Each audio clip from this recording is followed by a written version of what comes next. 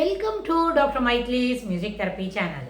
இன்றைய பதிவிலையும் negative thoughts, எதிர்மறையான எண்ணங்களிலிருந்து வெளிவருவது எங்கனம், எப்பொழுதும் நேர்மறையான எண்ணங்களுக்கே முக்கியத்துவம் கொடுப்பது அதனுடைய அவசியம், அது ரெண்டுத்தை பற்றியும் இன்றைக்கி பார்க்கலாம்.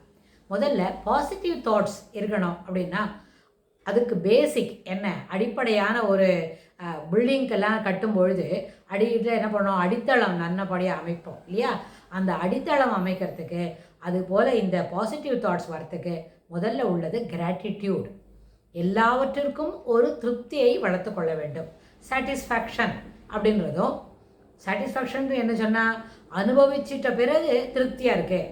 ஒரு சாப்பாடு சாப்பிட்டோம், நல்லா இருக்குது, திருப்தியாக இருக்குது. சாப்பாடு வேறு விடுத்து திருப்தியாக இருக்குது.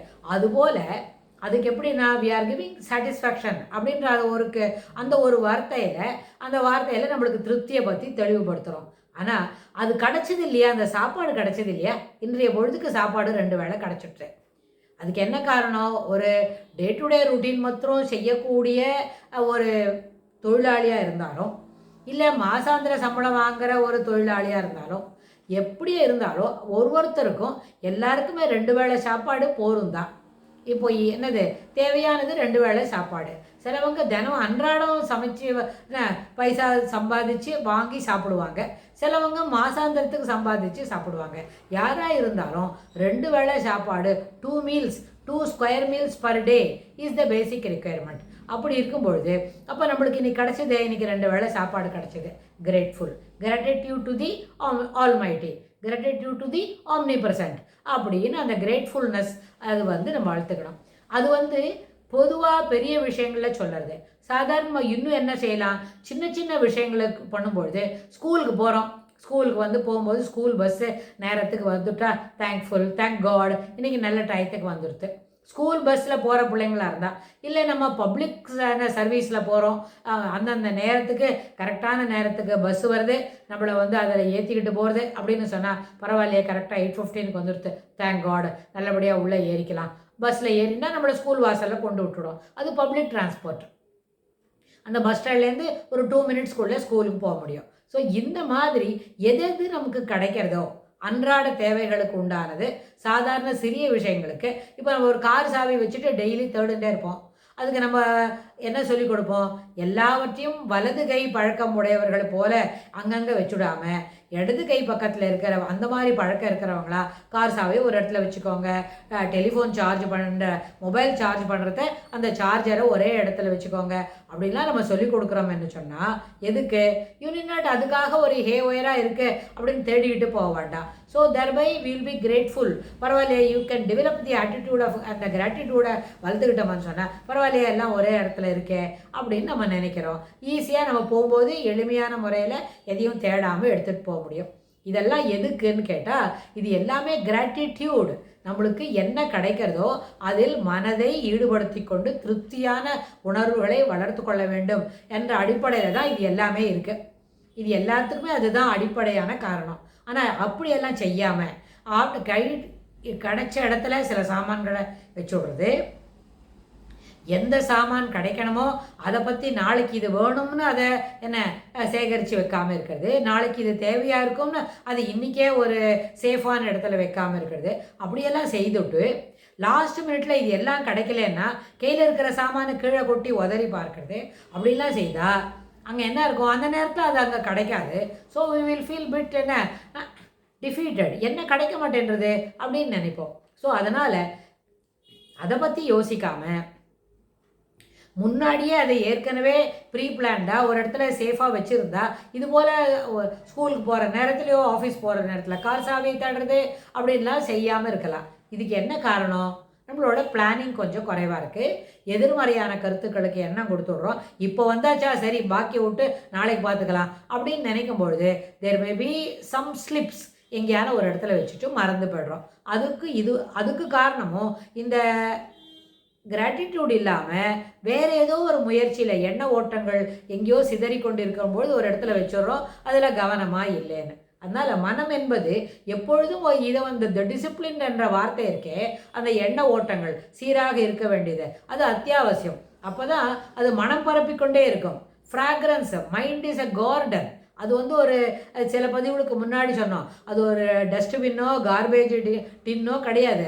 அதுக்குள்ளே எல்லா சிறப்பான எண்ணங்களையும் வளர்த்து கொள்ள வேண்டும் அப்படின்னு சொன்னால் அந்த டிசிப்ளின் என்ற வார்த்தை, டிசிப்ளினோட ஃப்ராக்ரன்ஸு நம்மளோட நடை உடை பாவனைகளை தெளிவாக வெளிக்காட்ட முடியும். ஸோ அது வந்து ஒரு அத்தியாவசியமான விஷயம். அதில் என்ன செய்ய முடியும், இந்த கார்டன் இருக்க மனது என்பது ஒரு பூந்தோட்டம் போல, அந்த பூந்தோட்டம் போல அது வந்து நல்ல பழக்கங்களை வளர்த்து கொள்ள வேண்டியது ஒரு ஹேபிட்டு. அப்புறம் வந்து மனம் வந்து எப்போவும் ஒரே மாதிரி ஒரு ஸ்டீரியோ டைப்பாக இருக்கக்கூடிய, அதாவது ஒன்று போல் கிடைக்கக்கூடிய ஒரு ஸ்டீரியோ டைப்னு ஒரு வார்த்தை சொல்லுவோம்னு வைங்க, அந்த ஸ்டீரியோ டைப் போல் இருக்கிற ஒரு எண்ண ஓட்டங்களுக்கு தன்னை பழக்கப்படுத்தி கொண்டது அப்படின்னு வைங்களேன். அதுலேருந்து அந்த மாறி வருவதற்கு ரொம்பவும் கடினமாக இருக்கும். அதுலேருந்து சிரமப்படும். அதனால் என்னாச்சு, நம்ம ஒரு நெகட்டிவ் தாட்ஸை ஆமாம் இதெல்லாம் வரப்போகுதா, இதெல்லாம் கிடையாது அப்படின்னு சொல்லி எல்லாத்தையுமே எதிர்மறையான எண்ண ஓட்டத்தோடு பார்க்க துவங்கினமான அந்த ஸ்டீரியோடைப் மைண்ட் என்ன பண்ணும், மீண்டும் மீண்டும் அன்றாடம் என்ன தெரியுமா, நாள்தோறும் அதை பற்றி அதை எதிர்பார்க்கும். அப்படியே செய்யலாமான்னு இல்லை.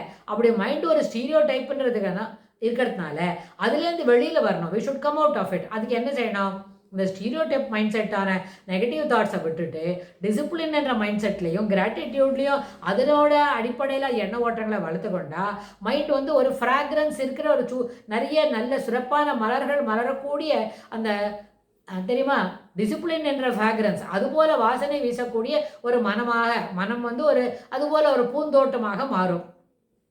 அப்போது ஓவர் த பீரியட் இது வந்து ஒரே ஒரு நாள், இன்றைக்கி ஒரு சண்டேவா இன்றைக்கி இந்த வேலையை செய்துட்டோம், இனிமேல் அடுத்த சண்டே அன்றைக்கி நம்ம க்ளீன் பண்ணிட்டா போகிறோம் அப்படின்னு சொன்னால் அது வீடு வேணால் ஒரு வேலை சரியாக இருக்கும். சிலப்போ நம்மளோட ட்ரெஸ் எல்லாம் மிஷினில் போட்டு எடுக்கிறதுக்கு வேணால் ஒன்ஸ் இன் எ வீக் போட்டுக்கலாம், அப்படிலாம் இருக்கும். ஆனால் நிஜத்தில் எண்ண ஓட்டங்களை சீர்திருத்துவது என்பது அன்றாடம் நாள்தோறும் செய்ய வேண்டிய ஒரு செயல். அது இன்றைக்கி ஒரு யூ கேன் அப்சர்வ் இட். அதை வந்து என்ன மாதிரி எண்ண ஓட்டங்கள் போகிறது, ரொம்ப கோவம் வருதா இப்போ நம்மளுக்கு, இல்லை நம்மளுக்கு ரொம்ப சிரிப்பு வருதா, இல்லையே நம்ம ஜாலியாக விளையாட போகிறோமா அப்படின்னு சொல்லி அதை பற்றி நம்ம அப்சர்வ் பண்ணோன்னு வைங்க. அது கொஞ்ச நாள் கழித்து எதிர்மறை கருத்துக்களாக வெளிப்படுத்தக்கூடிய எண்ண ஓட்டங்களாக இருந்தால் if you only observe, to not give importance to that, அந்த இம்பார்ட்டன்ஸ் கொடுக்காதனால அது தன்னை யாரும் கவனிக்கிற போல அப்படின்னு சொல்லி தன்னடைவே அது அமுங்கிடும். இன்ஸ்டட் இப்போ விளையாடின போல் இருக்கேன், விளையாடுற மைண்டா இப்போ நம்மளுக்கு வேறு தானே யோசிக்க போகிறோமா அப்படின்னு சொல்லி அதுபோல் மகிழ்ச்சியை வெளிப்படுத்தக்கூடிய எண்ண ஓட்டங்களாக இருந்து அதை அப்சர்வ் பண்ணுறோன்னு வைங்க. அது நேராக வெளியில் தெரியும், நம்மளுடைய செயல்பாட்டில் தெரியும், அந்த செயல்பாட்டு சிறப்பாக அமையும். அதனால் எதிர்மறை எண்ணங்கள் வரும்பொழுது அதற்கு முக்கியத்துவம் கொடுக்காமல் just be a passive spectator. அதோ ஒரு கிளவுடு வானத்தில் ஆகாசத்தில் நிறைய மேகங்கள் இப்போ மிதந்து கொண்டிருக்கிறது. அது எந்த மேகத்தில், அந்த நீருண்ட மேகம் எதனால வேகமாக மழை பெய்யும் அப்படின்னு நம்ம பார்த்துட்டே இருக்கணுமா? வேண்டாம். பார்க்காம இருந்தாலே நீருண்ட மேகமாக இருந்தால் ஒரு சின்ன மெலீஸான ஒரு காற்று அடிக்கும் பொழுது அது என்ன பண்ணும், அந்த நீரெல்லாம் அங்கேயே உதுத்து அந்த ஏரியாவில் நல்ல மழை பெஞ்சிட்டு போயிடும். அது நீருண்ட மேகம் இல்லை, சாதாரண மேகம்தான் அப்படின்னு சொன்னால் அதுவும் காற்றடிக்கும். ஆனால் காற்றடிச்சா இட்ஸ் அ பாசிங் கிளவுட்ஸ். நிச்சயமாக அது அந்த இடத்த விட்டு தன்னகத்தே என்ன பண்ணும், நகர்ந்து போயிடும். அது எப்படி சாதாரண விஷயம் இயற்கையாக நடக்கக்கூடியதோ அதுபோலவே எதிர்மறையான இருக்கிற எண்ண ஓட்டங்களை just you can be a passive spectator. எந்த எண்ணம் வருது, எதை பார்த்துட்டே இருக்கணும் அப்படின்லாம் யோசிக்காம, அதாவது does it based on envy or it is inculcating the jealous into that thought process அப்படின்லாம் யோசிக்காம just be a passive spectator. It goes it என்ன தெரியுமா, it melts on its own, it dwindles on its own. அதுவே போயிடும். Instead அதுவே ஒரு joyfulness, ஒரு happiness. இப்போ நம்ம விளையாடலாமா, ஜாலியாக சிரிக்கலாமா அப்படிலாம் நம்ம யோசிக்கிறோன்னு வைங்க. அதுபோல் எண்ண ஓட்டங்களாக இருந்தால் அதை செயல்படுத்தும் பொழுது நமக்கும் உற்சாகம் பிறக்கும். நம்மக்கிட்ட இருக்கிற சின்ன பிள்ளைங்க அவங்களோட சேர்ந்து நம்ம விளையாட முடியும். அப்படி விளையாடின பொழுது என்ன ஆகும், மனதில் இனிமையான எண்ண ஓட்டங்கள் வரும், சிறப்பாக செயல்பட முடியும். அப்போது எப்போவுமே smile tax you to a mile. எப்போவுமே நகைப்பு என்ன பண்ணோம், இனிமையான புன்முறுவல் நம்மளை ரொம்ப தூரத்துக்கு கூப்பிட்டுட்டு போகும் சேஃபான பாதையில் அப்படின்னு சொல்லி இந்த பதிவை நம்ம நிறைவு செய்கிறோம். இதுக்கு தொடர்புடைய செய்திகளை வரப்போகிற பகுதிகளில் பார்க்கலாம். தேங்க்ஸ் ஃபார் வாட்சிங்.